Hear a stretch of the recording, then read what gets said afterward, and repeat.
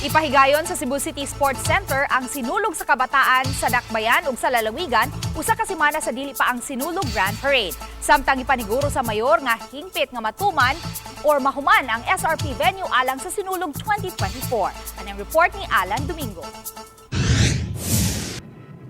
Nahukman ni Cebu City Mayor Mike Rama nga ipahigayon kini sa Cebu City Sports Center bisan pa man og nanuna pay gitrabaho nunod sa preparasyon sa palarong pambansa.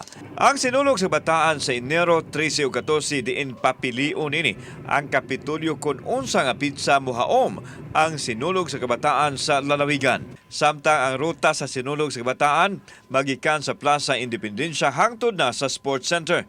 Gimanduan na sa mayor nga tangtangon ang mga BRT Road Separator. Kini aron dili makabugna og peligro sa mga moagi sa Osmeña Boulevard nga mausay ruta sa mga penitential walks sa imahe ni Senior Santo Niño.